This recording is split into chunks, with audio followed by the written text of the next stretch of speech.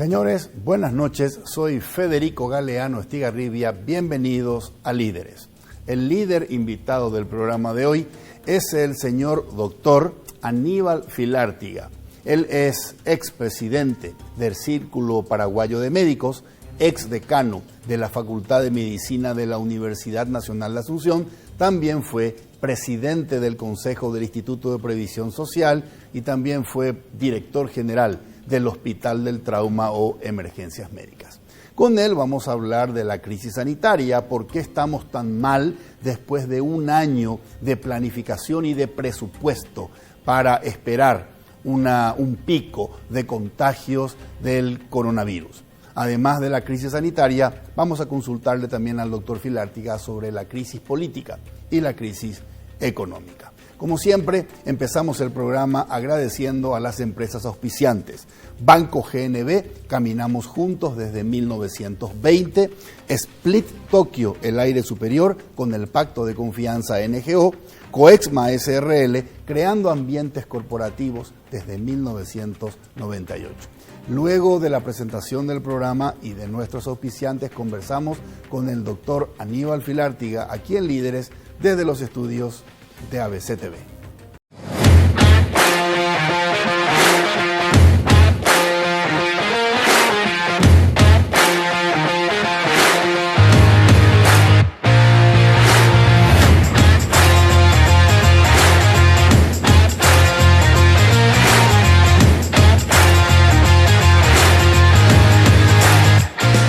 Líderes es presentado por Banco GNB, caminamos juntos desde 1920. Split Tokio, el aire superior con el Pacto de Confianza NGO. Coexma SRL, creando ambientes corporativos desde 1998. Todo empieza con un paso, o con una simple idea que imagina el futuro, o con un saludo que transmite confianza. Y por eso, hoy iniciamos nuestro camino para convertirnos en el mejor banco del Paraguay, porque somos herederos de una gran historia, con raíces sólidas, que siguen creciendo gracias al compromiso de seguir caminando juntos, paso a paso. Banco GNB, caminamos juntos desde 1920. Este Split no viene del futuro, pero parece. Su poderoso motor de 4 velocidades lleva el aire más lejos con la función iClean, que elimina restos de agua del evaporador, y iFeel para mayor confort. Frío en menos tiempo, aire más limpio. Algunos dirán que este Split tiene aires de superioridad, y tienen razón. Split Tokyo Extends, el aire superior.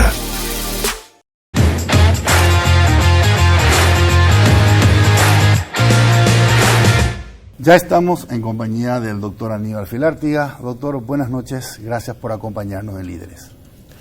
Muchas gracias a ustedes por tenerme en cuenta en un programa con ese nombre. Creo que no merezco. Gracias, doctor. Permítanme empezar con la siguiente pregunta. Más de, o casi, mejor dicho, 4.000 muertos, hospitales al tope de su capacidad.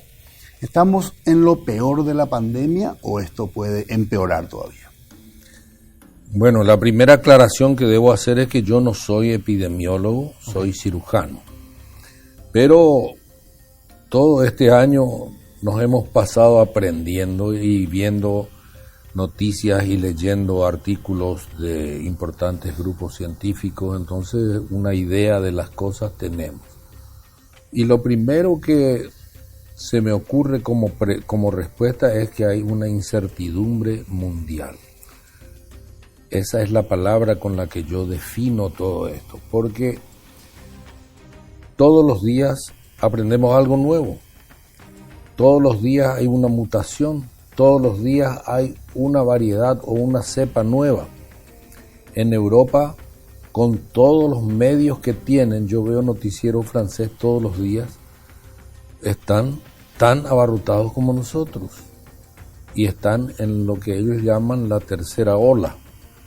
Así que predecir qué va a pasar en el Paraguay, si esto va a ser lo peor o si va a haber después un descenso y volver a retomar otra ola, es probable que los epidemiólogos más avesados puedan decir, pero la situación está fea y yo no creo que mejore a corto plazo. ¿Corto plazo a cuánto tiempo? Yo creo que vamos a vivir todavía todo este año y tal vez el año que viene con riesgos, con faltantes. La vacunación no va a llegar a toda la población en este año y a lo mejor el año que viene. Pero realmente estamos muy mal. Estamos cruzando los dedos y ojalá empiece a descender. Pero hay obviamente medidas que se toman y que son, yo creo que adecuadas, porque el aislamiento, a pesar del problema que genera económicamente, es ya casi una opción. Dicen que durante la pandemia de la gripe española, más gente murió de hambre que de gripe española. Y me temo que eso pueda llegar a pasar en un país como el nuestro, con tanta población rural, que a lo mejor no se va a contagiar, pero probablemente le va a faltar que comer, que ya le falta desde luego.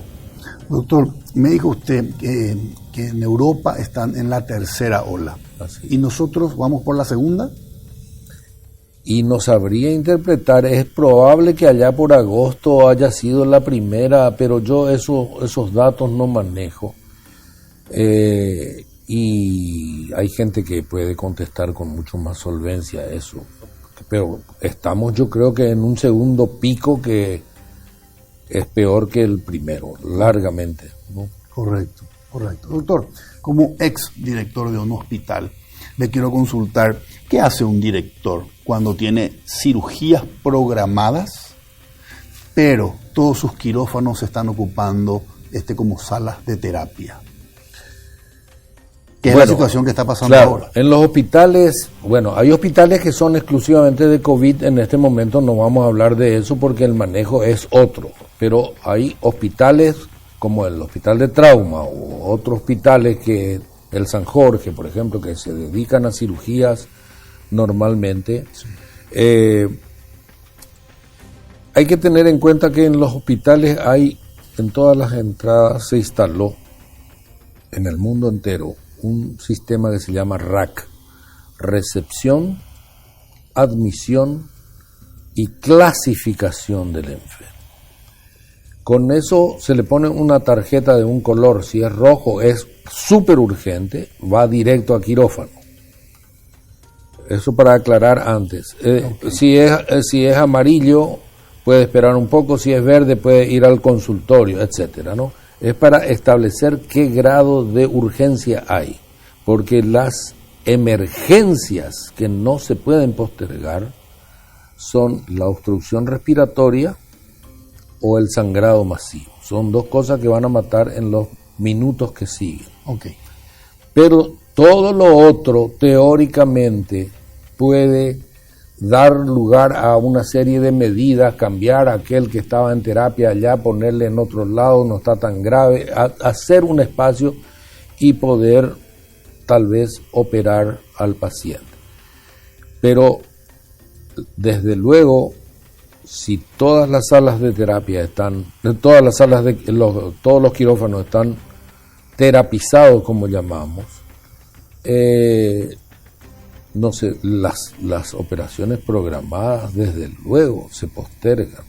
Esas son las que definitivamente una hernia o cálculo en la vesícula son cosas que hay que operar, pero si hay cosas más urgentes, obviamente hay que prestar atención a eso en primer lugar. Correcto. Doctor, ¿qué piensa usted cuando ve a través de los medios a gente que está llorando y suplicando por un lugar, una terapia para un familiar o por medicamentos? Y te voy a decir la verdad. Un eufemismo es decir lloro. Y la verdad es que puteo. porque es inadmisible y da un dolor terrible que ya lo viví en el hospital de clínica. Yo fui jefe de cirugía en el hospital de clínica y en esa época, en algunas épocas no había todos los medicamentos, se le pedía incluso hasta bisturí al paciente para operarle. Se le daba una lista: bisturí, gasa, hilo, etc. Y lo más triste de mi vida de médico fue comprobar cómo los familiares están pendientes. Y es un paciente grave al que operaste y te vas a verle todos los días a terapia, te preguntan los parientes cómo está y está estable, no tenés ninguna razón para decirle que está peor. Entonces vamos a seguir peleando. Bueno, ajata vender Cheroa. Se van, vuelven con 2-3 millones de guaraníes que en los próximos 2-3 días se les va. Okay. Y vos sabés por el olfato y la experiencia que ese paciente se va a morir en 10 o 15 días. Pero ¿qué autorización tengo yo para sentirme Dios y decirle no gasten más porque él se va a morir dentro de 15 días? No tengo ni un argumento. El paciente está estable, pero vos, por tu experiencia y por el olfato, te das cuenta que se va a morir y que esa gente está vendiendo todo sin ningún objetivo claro. Y después venden las vaquitas, después venden el chancho y vienen con una platita. Es desesperante. El más macho se pone a lagrimear en esa situación. ¿Por qué cree usted, doctor, que faltan insumos, faltan medicamentos, si además del presupuesto ordinario del Ministerio se le asignó a partir de los préstamos del 2020 1.600 millones de dólares y de esos 1.600 millones, 514, si mal no recuerdo, eran para preparar la infraestructura sanitaria ante el COVID? Sin embargo, hoy vemos que faltan insumos y medicamentos. ¿Cuál puede ser la causa?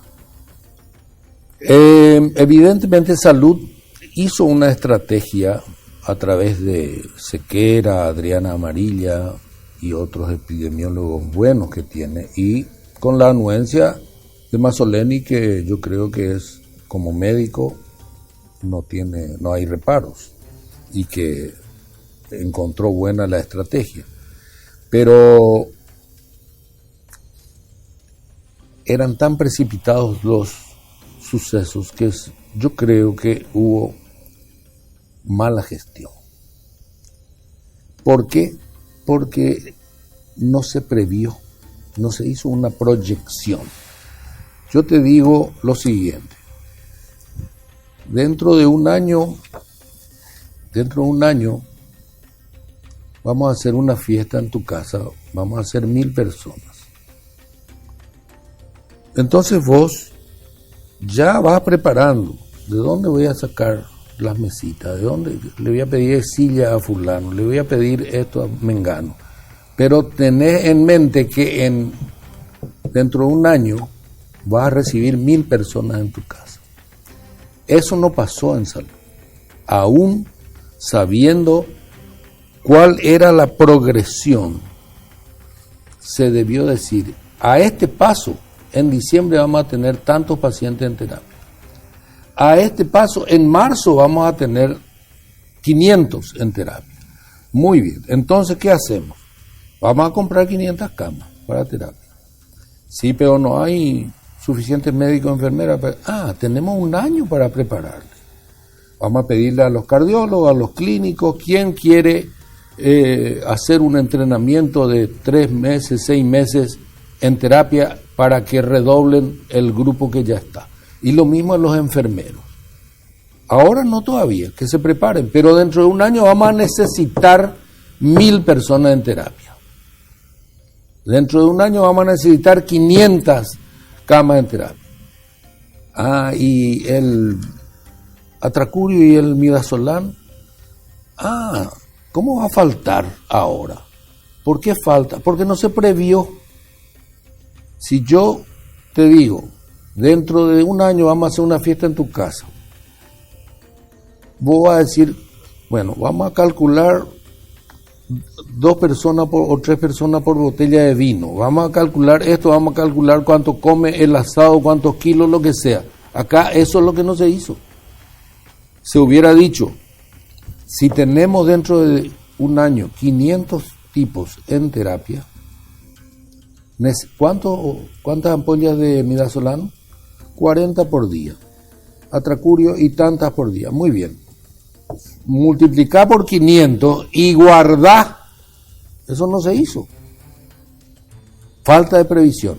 Pero encima, lamentablemente, no estamos en Estocolmo, estamos en Asunción. Y la corrupción de los clásicos y tradicionales clanes familiares que devoran el presupuesto desde hace decenas de años, se metieron en la corrupción. Y ahí se produjo el obstáculo, el primer obstáculo. Incluso desde el punto de vista económico, yo creo que Benigno López planeó con su equipo algo interesante. Según John Maynard Keynes, hay que aumentar el gasto público, aumentar obras públicas, que circule el dinero, y se previó más o menos eso. Pues se le dio plata, pequeña suma, etcétera, se aumentaron las obras públicas, pero cada obra pública fue un monumento a la corrupción. El puente ese es un adefesio. Y todas las obras que en este momento están haciéndose están cuestionadas. Y ahí enfrente, en Chacoí, Heckle, el que era colaborador del presidente y que es muy amigo de él, está haciendo un barrio que es para faraones. ¿Y qué se hizo? Se le hizo un puente para que Chacoí se una a la costanera. ¿Y eso quién paga? El pueblo paraguayo. Y yo digo siempre, es una cachetada para el pueblo. Ahí al lado, a unos metros nomás, hay gente que come carne podrida de pescado y mandioca y cocido negro. Ok. La corrupción fue otro de los motivos por los cuales fracasó nuestra gestión de pandemia. Ok, permítame, doctor, le quiero hacer una consulta. Usted dijo, si dentro de un año vamos a tener 500 personas en terapia y necesito 40 ampollas de atracurio o midazolam para cada uno de ellos por día. Multiplico por 500, multiplico por X días y ya me abastezco. O le digo a un laboratorio que empiece a producir acá. Correcto. Ahora, lo que le quiero consultar... Plata no faltaba. Le quiero consultar, doctor, y usted fue director de un hospital muy importante.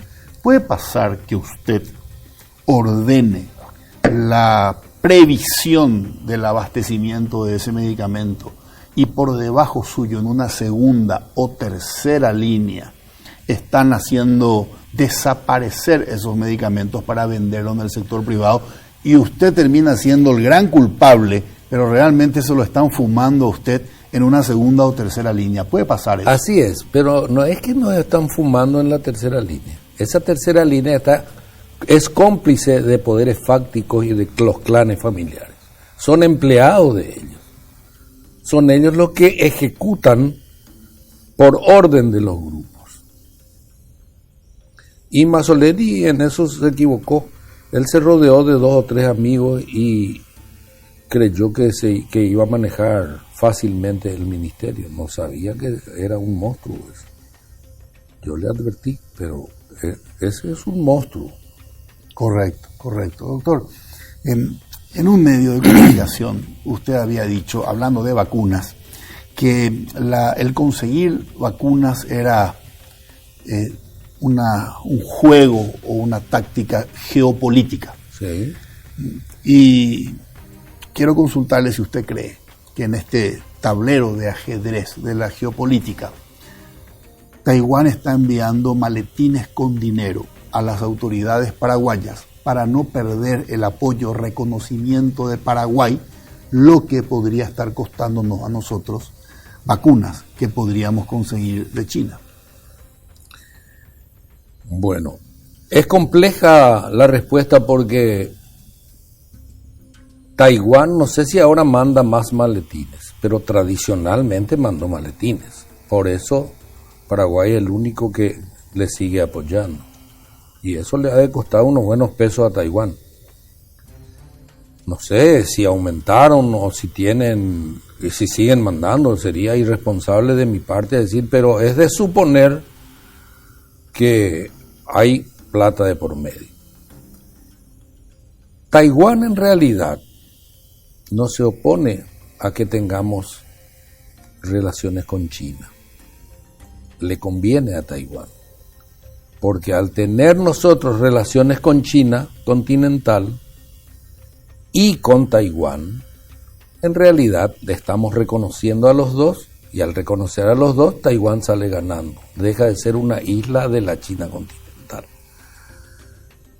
Pero el problema está en China continental. China continental no quiere que tengamos y no quiere tener relaciones con nosotros mientras tengamos con Taiwán, porque es reconocer que Taiwán también es un país aparte. Es como si Concepción en este momento tuviera relaciones con el Brasil y nosotros, Paraguay, digamos, no queremos que tengan, porque eso es reconocerle a Concepción como un país.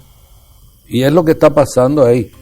En realidad, nos hubiera convenido mucho más tener relaciones con China continental, como tienen todos los países del mundo, independientemente de la ideología que puedan enarbolar y todas esas cosas. Con ese criterio tendríamos que separarnos del mundo, ¿no? Correcto. Pero nada que ver tiene, yo creo, la ideología acá con uno y con otro. Es una cuestión de intereses. Correcto. Ahora, si de usted dependiese y usted sabe que puede conseguir vacunas en China, solo que China condiciona eso a que nosotros dejemos de reconocer a Taiwán, ¿qué haría? Y no es fácil porque es una relación tradicional de años y décadas que siempre ayudaron mucho. Se preocupan de ayudar mucho. No sé si sería lo correcto para conseguir vacunas romper una tradicional amistad. Pero esa tradicional amistad hay que ver si es amistad o es plata que está viniendo. Correcto. Doctor, ¿por qué cree que el presidente de la República no habla, no se manifiesta? Y porque él es así, él es una persona muy insegura. Él hace hacer las cosas a los demás y cuando se le pregunta a él dice, yo no sé, hablen con él. Bueno, yo tengo personalmente ejemplos y todos los días se ve. Él no se hace cargo de nada. No se hace cargo de nada. Es inseguro, es inexperto, nunca manejó ni un kiosco de revistas. ¿Qué hizo él? Estudió, se fue a Estados Unidos. Hay versiones que en Estados Unidos no era precisamente un gran estudiante, sino que el compañero en cuya casa vivía, hijo de un conocido arquitecto, parece que le tenía que despertar todos los días para que se vaya a la facultad o cosas así. Pero bueno, se recibió de algo. Vino acá y puso una empresa para fabricar asfalto. Casualmente su suegro en ese momento era Díaz Benza. Entonces era una conexión fácil y Díaz Benza tenía seguramente mucha entrada también y licitaciones. Entonces él se acoplaba con su asfalto, digo yo, son suposiciones. Pero aparte de eso no se le conoce otra cosa. Después ya fue diputado, senador y presidente. Si hace 15 años me decían, este va a ser presidente, yo iba a creer que era uno más de los chistes que se hacían de Mario Abdo. No podría concebir que los paraguayos, después de 30 años de transición, elijamos. Se le echa a Stroessner y resulta que 30 años después de la transición le tenemos al hijo del secretario servil del dictador. Entonces, quiere decir que algo nos está fallando en la cabeza. Ok. ¿Qué opina usted de las manifestaciones de corajudos y valientes jóvenes en la calle exigiendo la renuncia al presidente porque lo consideran responsable del desabastecimiento de medicamentos, de insumos y de falta de vacunas en Paraguay? Creo que son valientes, creo que tienen razón y lamentablemente hay sectores interesados que están metiendo gente o arreando gente para acoplarse a lo que inicialmente fue muy puro, para mí, así como yo veo. Correcto. Y aparte infiltrados que van para armar bochinches, eso ya no sé más quién los manda, si los ataca, los del gobierno o los otros para justificar después represiones, eso es muy difícil ya establecer. Pero las manifestaciones existen en todo el mundo. Francia, mayo del 68, cambió la vida del planeta en muchas cosas. De manera que las manifestaciones, el pueblo es el soberano. El pueblo es el que, no como acá, que parece que el soberano es el presidente y que somos todos esclavos nosotros. Y lo que él dice está bien. Buruvisharoga, así luego se llama. Eso no, ya no, en este momento no. El presidente es un empleado del pueblo. Ok, ¿qué quiere decir, doctor? Creo que ese grupo de jóvenes, más puro, antes del oportunismo, tienen razón. Y tienen razón porque ellos están quejándose por un Estado fallido. Nosotros estamos en un Estado fallido y todos tenemos que ser conscientes de eso y aceptar esa premisa. La evadimos, pero es un Estado fallido. ¿Por qué digo? Porque hay fracaso social y político. Porque el gobierno no está en condiciones de otorgar los mínimos servicios a la población como educación, salud, seguridad.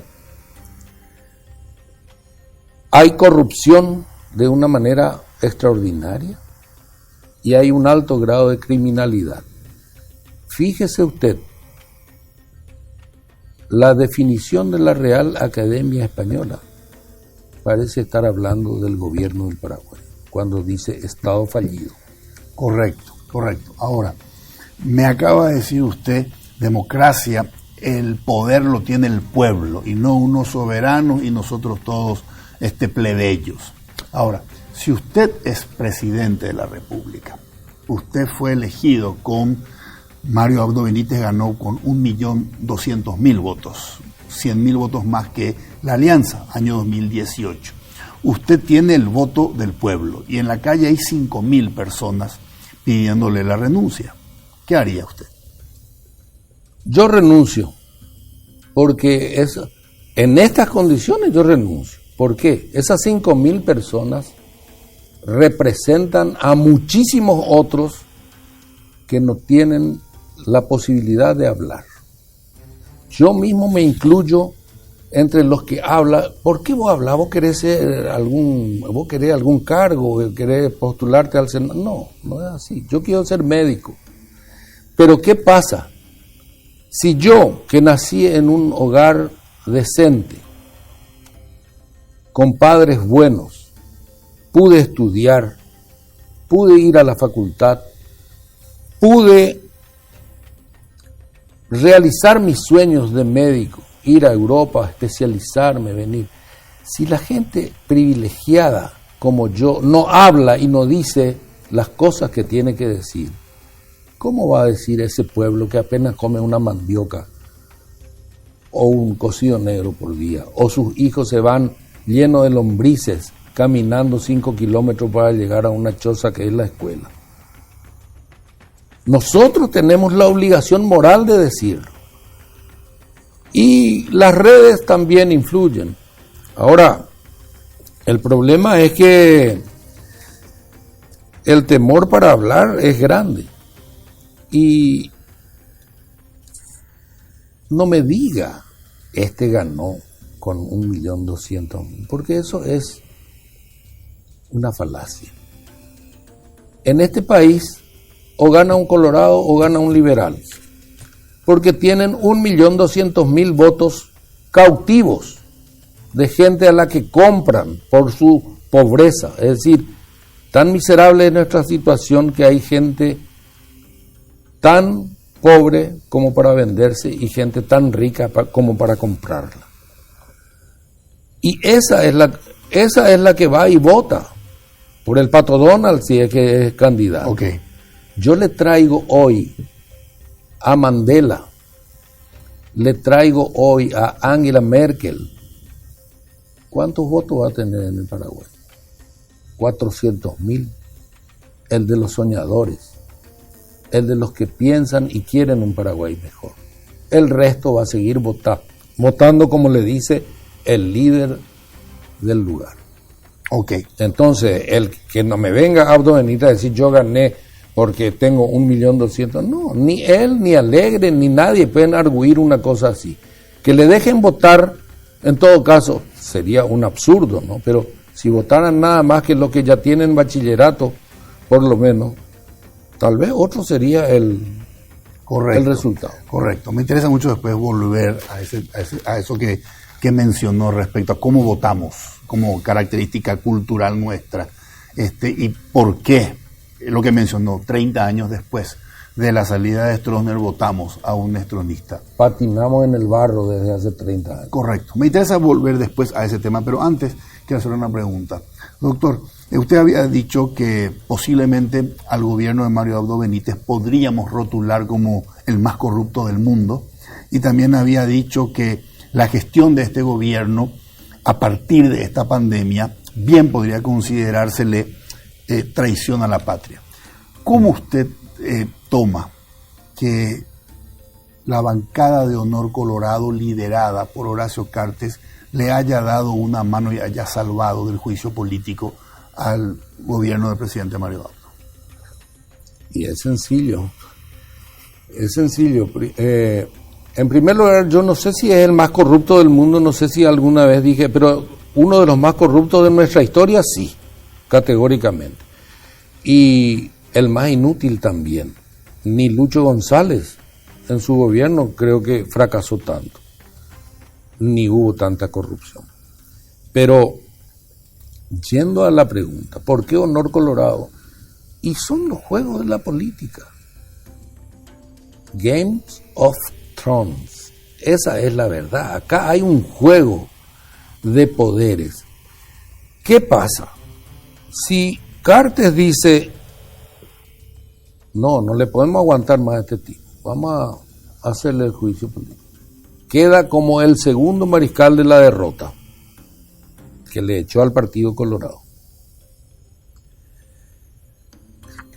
Le da una posibilidad al Frente Guazú y compañía que con Cachito Salomón, que no se sabe bien hacia dónde patea, tengan el poder. No estoy haciendo ninguna ningún juicio de valor al Frente Guazú, ni a Cacho Salomón, ni a Cartes. Estoy hablando de cómo se mueven las piezas. Cada uno piensa lo que quiere de cada uno de esos grupos. En todos hay buena gente y en todos hay mala gente también. Pero entre nosotros, rendir después del peor alumno es más fácil brillar. Cuando eran los exámenes orales en la facultad, rendía uno un desastre, se iba y el que venía te caía bien y le ponía 4 por lo menos, aunque rendía más o menos. Bueno, y eso, están dejando que rinda y se funda para que en el 23 el que venga le gane de taquito. Esa nomás es la razón. Okay. Ese es mi análisis. Salvo que los cálculos no le salgan bien y que se le termine cobrando el hecho de haberle salvado al alumno desastre. En este país no se le cobra nada a nadie. Los ladrones andan por la calle. Correcto. Yo me voy a una fiesta, a un casamiento, cuando había, ¿no? Ahora ya no hay más.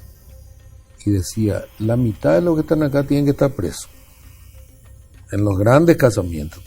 De manera que acá yo no... Aparte, los votos cautivos van a seguir siendo votos cautivos, y a eso hay que sumarle nomás los votos. Ok, correcto. Doctor, ¿se anima a calificar a la gestión del ministro Mazzoleni al frente del ministerio con una nota, en una escala de 1 al 10? ¿Qué nota le pondría? Ya pensé, 5. Le pondría un 5 porque la mitad del trabajo yo creo que hizo bien. La planificación de salud, la comunicación, la elección de sus epidemiólogos, falló en la elección de sus viceministros. ¿Quién es? De Julio Rolón, que es un conocido personaje que está en el hospital, en el ministerio de hace años, nunca hizo nada relevante, pero tiene una cierta amistad con el grupo de los samaniegos y eso tal vez eso haya influido. Juan Carlos Portillo era brillante, yo creo que el más útil y el más allegado a Mazzoleni. Tuvo que renunciar por a ver si iba a bailar con una modelo. Bueno. ¿Sequera? Sequera es brillante.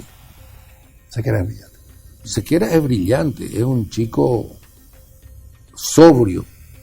Lamentablemente, nuestro país no admite las opiniones severas, críticas o las posturas serviles que pueden tener otros y no él, por ejemplo, ¿no? Entonces, Sequera es muy bueno, Adriana Amarilla es brillante, son chicos jóvenes.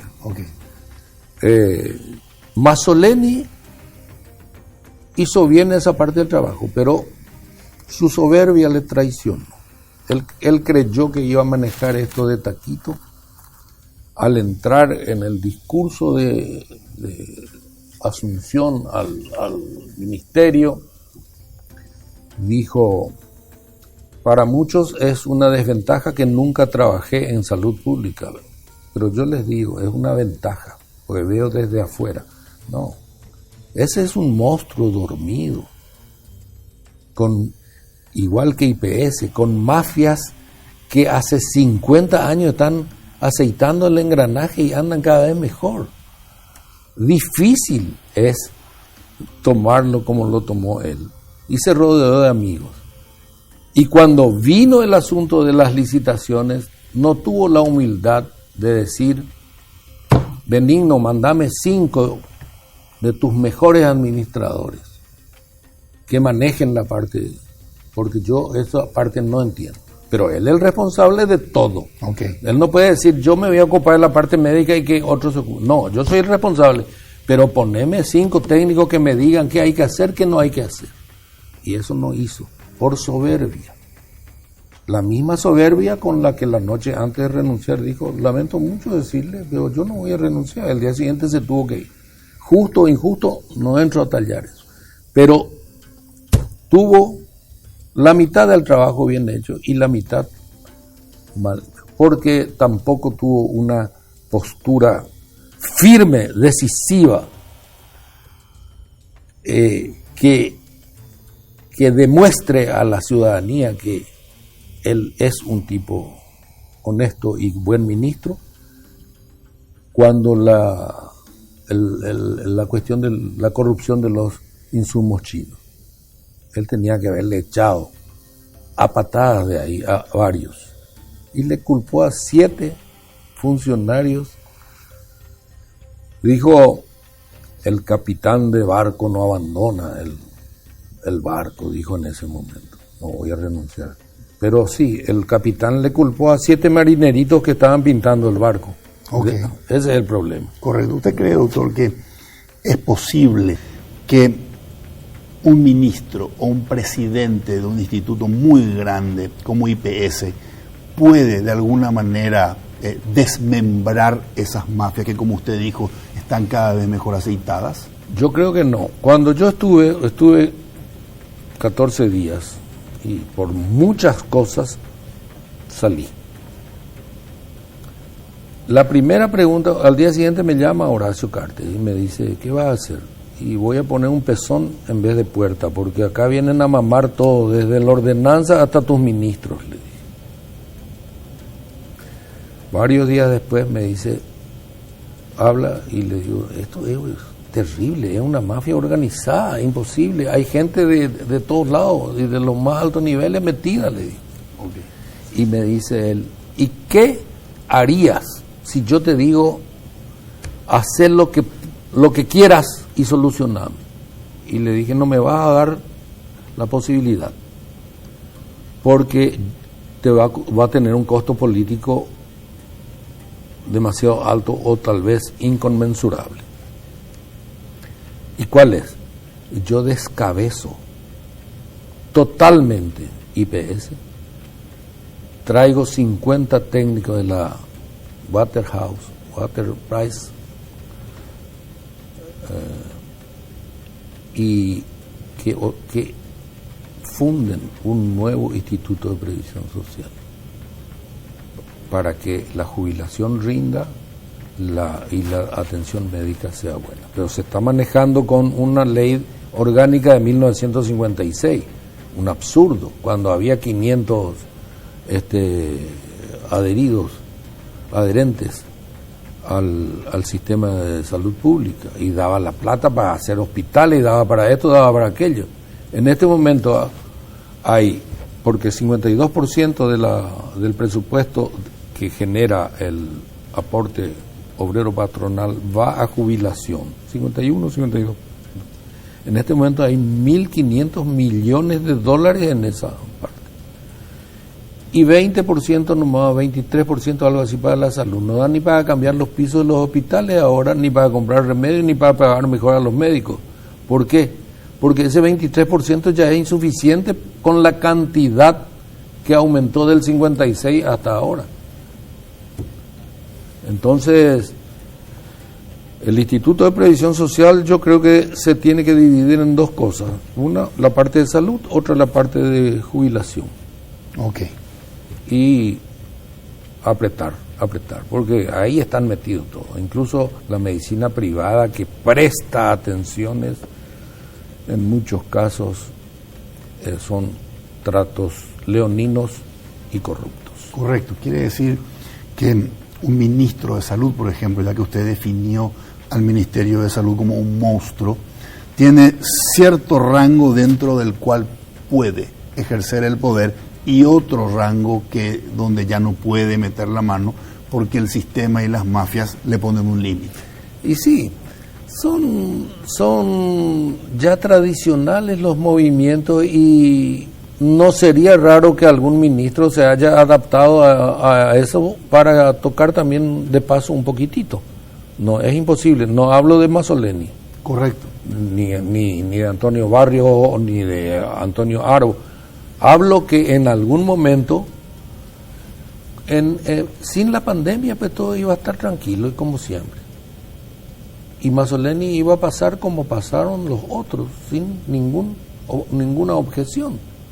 Pero vino la pandemia y destruyó todo.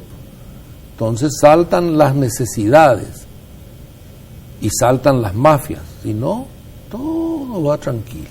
Okay. Todo va tranquilo. Yo te voy a decir, por ejemplo, viene el director administrativo. Te dice, señor ministro, estas son las deudas que tenemos. A fulano le debemos 100 millones, a Mengano 200,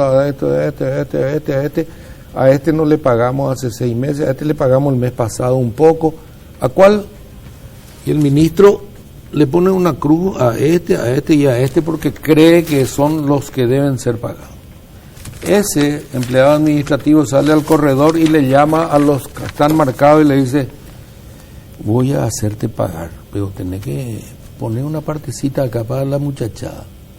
Y le cobraban 10%, 5%. A mí me pasó con un ingeniero que vino y se quejó. Me fui rápido a verle a Barrios y le dije, le pidió y le tuvo que pagar 50 millones de 1.000 millones que le entregaron a ustedes, le dije. ¿Y qué respuesta tuvo? Son cosas que suceden, es imposible estar en todo, me dijo. Y probablemente él no tenía nada que ver, pero él marcó lo que honestamente había que pagar, porque hacía rato que no se le pagaba, o porque la deuda ya estaba muy alta, o por alguna razón le traen una lista y no hay suficiente para pagar a todos. Hacienda nos transfirió 300 millones de guaraníes, ¿qué hacemos? Y vamos a pagarle a este y a este. Después el funcionario nomás sale en el pasillo y le llama y le dice, si paga un 5% para la muchachada, voy a convencerle al ministro para que ya se te pague. Y ya está convencido, pues ya tiene la marca. Así funciona. Es terrible. Y después usted lo ve a ese en el casamiento. Sí, claro.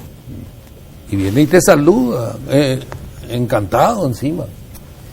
Doctor, ¿qué hubiese hecho usted diferente si hubiese estado a cargo ministro de pandemia, por ejemplo? Y sería muy vanidoso de mi parte decir yo haría tal cosa, porque con el diario del lunes ya se sabe lo que pudo haberse hecho y no hacer. No sé, yo creo que todos nos hubiéramos asustado de estar en ese cargo en ese momento. Correcto. Doctor, quiero ahora sí volver al punto que usted comentó, ¿verdad? ¿Qué tenemos en la cabeza para votar tan mal como votamos? Y quiero preguntarle si los paraguayos somos mejor que esto que nos está pasando. ¿Somos mejor y no nos merecemos lo que nos está pasando? ¿O en realidad lo que nos está pasando es el reflejo de lo que somos?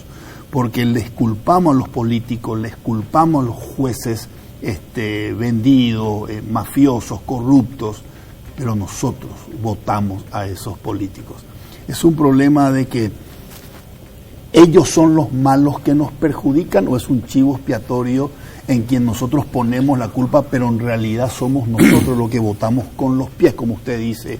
¿Quién iba a pensar que este pueblo, que tanto pidió libertad, después terminaba votando a un estronista? Le repito la pregunta, ¿somos mejor que esto los paraguayos y no nos merecemos esto? Yo creo que somos mucho mejor, pero lamentablemente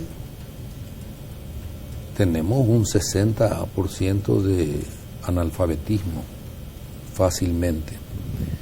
Y analfabetos funcionales sí que hasta en el Senado y en diputados. Así que si contamos eso también no terminamos más. Entonces, lo que ocurre es que ese pueblo que tiene buenos sentimientos, porque no me va a decir que el campesino que está labrando allá la chacra está pensando en hacer alguna mafia o lo que sea. El paraguayo en general es pacífico y es resignado. Yo a veces pienso que hasta la educación jesuítica que recibieron en muchos siglos pudo haber influido, porque fueron educados por el miedo. Se le hacía temer a Dios. Habían túneles para aparecerle en lugares diferentes a los indios. Entonces creían que ellos eran unos pobres lacayos y los otros eran enviados de Dios. Y yo no sé si esos sentimientos persisten, pero alguna cosa genética debe haber, porque el paraguayo es demasiado resignado ya. Yo creo que es bueno y que va a votar porque le dicen, bueno, te joder, y le dan un 50.000 y le dan una botellita de caña y le convencen, y tiene que andar bien luego con el intendente, porque si no iba a ir al aporte. Entonces tenemos que adaptarnos, pero indudablemente los malos son los 4 o 5 clanes o grupos de poderosos que dirigen el país. Algunos económicos, otros políticos, lo que sea, pero son grupos, son poderes fácticos que manejan todo el país y no podemos contra ellos. Y ellos hacen que se ganen las elecciones o se pierda. Ok. Ahora, esto que está ocurriendo, mucha gente que está disconforme, jóvenes, valientes que salen a la calle a tratar de hacer valer sus derechos de menos corrupción y de mejor gestión, ¿le parece a usted que puede ser una luz de esperanza y que aquí haya un punto de inflexión a partir del cual dejemos de votar con los pies y empecemos a pensar en elegir a alguien que pueda cambiar esto? No, yo soy muy pesimista en ese sentido. ¿Por qué, doctor? Y porque el cambio va a ser muy lento, porque no hay educación. Tiene que mejorar la educación, tiene que mejorar la salud, el trabajo, las condiciones de trabajo con vacaciones y compañía, los derechos que no tuvo nunca el ciudadano paraguayo o un grupo muy pequeño el que tiene. Esas son las condiciones básicas para que un individuo se convierta en un ser pensante que pueda determinar el bien y el mal y pueda decir voto por este o voto por aquel. Sin esas condiciones mínimas, cuando tenés que ir a matar el chancho del vecino para comer esta noche porque no tenés y tus hijos están muertos de hambre, ¿qué te va a importar si hay democracia o no? Y otro grave problema para nuestras democracias son los partidos políticos. Tal vez en el concepto mundial de partidos políticos, los partidos políticos son necesarios para la democracia. En nuestro país son un obstáculo. Son nidos de sinvergüenzas que se aferran a esos cargos. A veces es nada más que un matrimonio el dueño del partido y cobran una barbaridad de subsidio. Un partido con 100.000 votos tiene 17.000 por voto, 1.700 millones de guaraníes por año.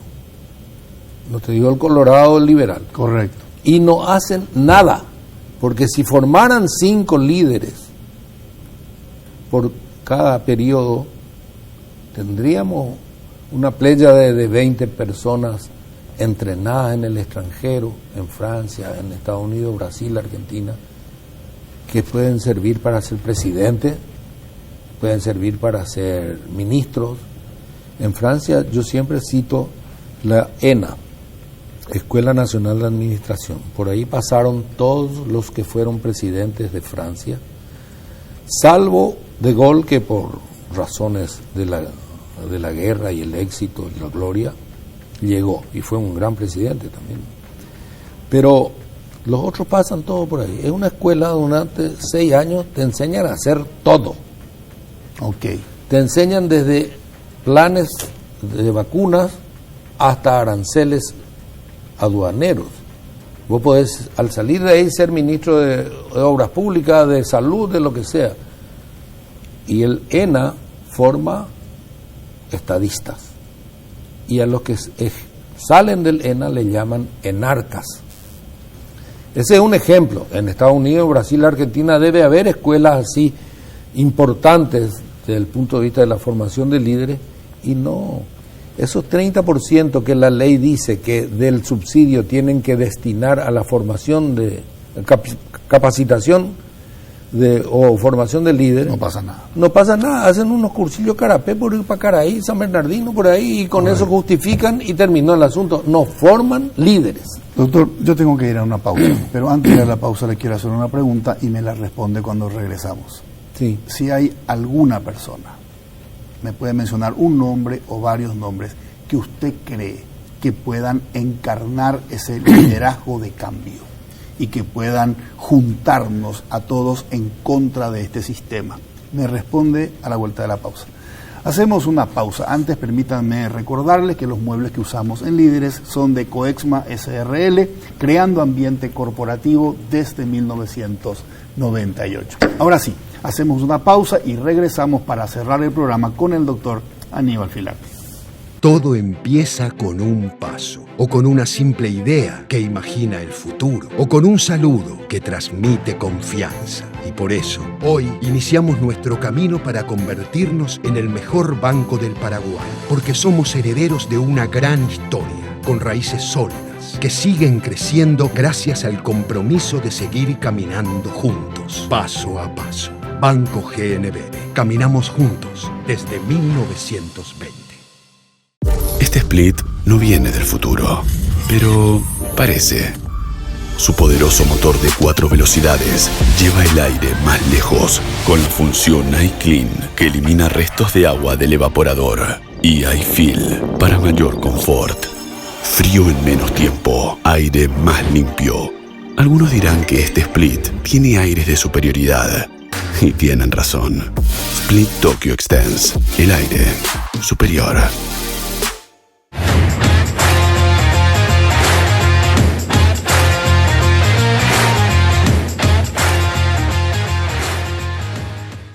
Regresamos, seguimos con el doctor Aníbal Filártiga. Doctor, quedó pendiente la pregunta de si hay algún nombre o algunos nombres que a usted le parece que podrían encabezar un movimiento de cambio. Resulta que una persona, y así como te dije, podemos traerle a Angela Merkel o a Mandela y no va a solucionar el problema. Este es un problema de larga data y son grupos los que van a salvar. Una sola persona es difícil. Tiene que haber 100 valientes que se animen a formar un grupo y mandar a la cárcel a todos los que sabemos que tienen que estar en la cárcel y que están, sin embargo, de presidentes o directores de aquí y de allá. Ok. Te voy a decir una barbaridad, pero acá el presidente que entra, yo creo que 2 horas después tiene que decretar estado de sitio. Esta corrupción no puede seguir, hay que cortar, y esos grupos no pueden seguir libremente. De alguna forma hay que descabezar todo eso, y no sé si fuera del estado de sitio, yo no soy abogado, no sé ni si se puede hacer eso, pero correcto. Te digo, tiene que ser una cosa categórica, brusca, de un corte. Ok. Porque la otra opción nos va a llevar 50 años, desde luego. Ok. 50 años para formar a la gente para que pueda votar por alguien. Entonces, si me preguntas quién en este momento, y no sé. Correcto. Última pregunta, doctor. ¿Tiene ganas de bajarse a jugar a la cancha? ¿De candidatarse, de entrar a la política? La verdad es que no. Mucha gente me propone, pero en primer lugar yo soy médico y médico de alma y quiero seguir siendo médico. Cuando hablo, cuando me quejo, cuando critico, lo hago como un ciudadano que tiene la obligación de hablar en nombre de quienes no pueden o los que tienen miedo o que no acceden ni siquiera a la educación para poder expresarse. Si la gente como yo, que pudo nacer, digo de nuevo, en un hogar humilde pero sano mentalmente, padres buenos, que estudié, me fui a la escuela, a la facultad, pude realizar mis sueños y llegué a concretar todo lo que me propuse prácticamente, yo creo que tenemos la obligación, los que están en mi situación, de hablar, de criticar, porque somos los que tenemos cierto peso en la sociedad. Correcto. No precisamente para buscar un cargo. A mí no me interesa un cargo en el Senado, para ir a discutir estupideces todo el día mientras las cosas graves están pasando en otro lado. Perfecto, doctor, un gustazo haber conversado con usted, le agradezco mucho. No, para mí fue un verdadero placer también poder explayarme libremente, distendidamente y sobre todo ser invitado a un programa que se llama Líderes. No me considero un líder, pero muchas gracias. Gracias a usted, doctor. Soy Federico Galeano Estigarribia, esto fue Líderes, buenas noches. Líderes fue presentado por Banco GNB, caminamos juntos desde 1920. Split Tokyo, el aire superior con el pacto de confianza NGO. Coexma SRL, creando ambientes corporativos desde 1998.